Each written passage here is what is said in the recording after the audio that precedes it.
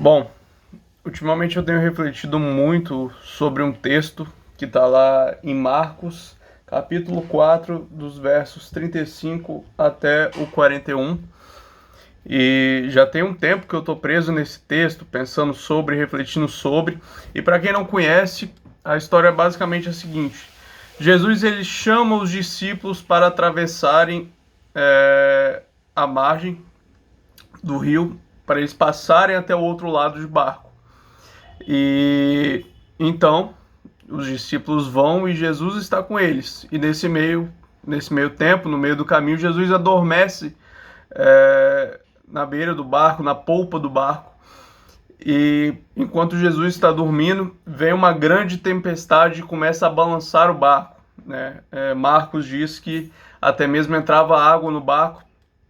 E os discípulos então chegam para Jesus, o acordam e dizem: Mestre, você não se importa com que a gente morra?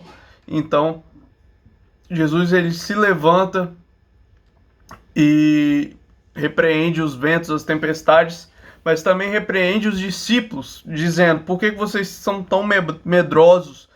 Vocês não têm fé? E é a partir disso que eu quero fazer uma breve reflexão daquilo que o Espírito tem ministrado em mim. E bom, basicamente, para mim, o que eu tenho refletido muito sobre é que esse barco e o trajeto se parece muito com a vida como um todo. Porque é muito engraçado, se a gente for observar o texto com atenção, Jesus ele dá uma ordem para esses discípulos.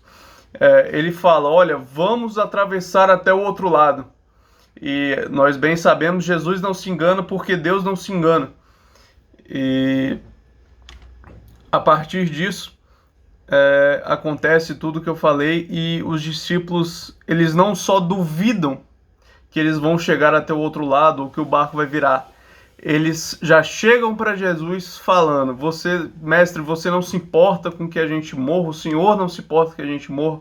É como se a gente chegasse para Deus hoje em dia, para Jesus, e falasse: Jesus, você não vê tudo que eu estou passando, você não se importa comigo e tudo mais. Só que Jesus ele tinha dado uma palavra para os seus discípulos, que era: nós iremos atravessar até o outro lado. E fazendo um paralelo com a vida, Deus ele tem um chamado para nós. E nós temos a promessa que o nosso outro lado, nós podemos interpretar como pós-vida, nós estaremos com Ele, celebraremos com Ele.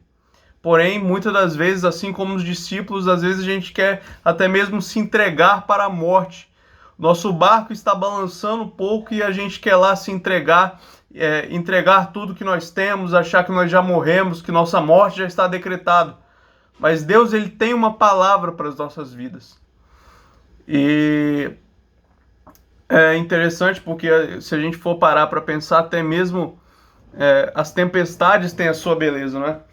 E essa visão parece até um pouco pessimista, né? Falar que a tempestade, um barco balançando, se parece com a vida, mas até mesmo a tempestade em si, ela tem uma beleza. Se a gente for buscar aqueles vídeos de mar, de ondas e tudo mais, né? Muitas pessoas usam até para dormir, mas se a gente for parar para pensar, um bom pescador ele não se torna um bom pescador se não for enfrentando mares difíceis, por assim dizer.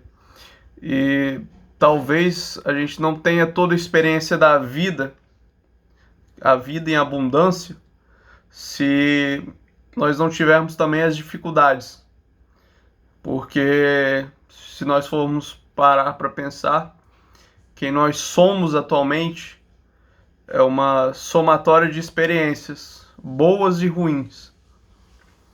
E aquelas que são permissões de Deus, que são planos de Deus para nossas vidas, que não são apenas frutos da nossa desobediência, realmente acho que são uma parcela muito grande dessa soma, que formam o nosso caráter, formam as nossas opiniões e tudo mais. E eu acho que o chamado de Jesus nessa passagem, o porquê dele repreender os discípulos, não é apenas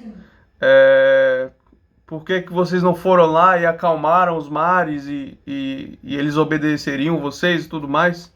Não acho que seja apenas isso. Tem um pouco disso também, mas eu não acho que seja apenas isso. Mas eu acho que é um chamado para nós, mesmo em uma aparente dificuldade, mesmo em uma aparente desesperança, uma aparente angústia momentânea, Deus, ele tem uma palavra para as nossas vidas. E se ele tem uma palavra para as nossas vidas, ele vai estar no barco com a gente, nos dando segurança. E essa segurança não vem somente da certeza que Jesus vai lá e acalmar a tempestade e tudo mais. Tem uma parcela disso também. Mas eu acredito que essa segurança vem quando nós, tendo Jesus no barco, sabemos que nada temos que temer. Porque aquele que criou os mares, que criou as terras e tudo mais, está conosco no barco, garantindo a palavra dele sobre as nossas vidas. Às vezes o nosso chamado é ser como Pedro, dar um passo para fora do barco, mas até nisso Jesus ele está conosco. E nós temos a promessa que chegaremos até o outro lado.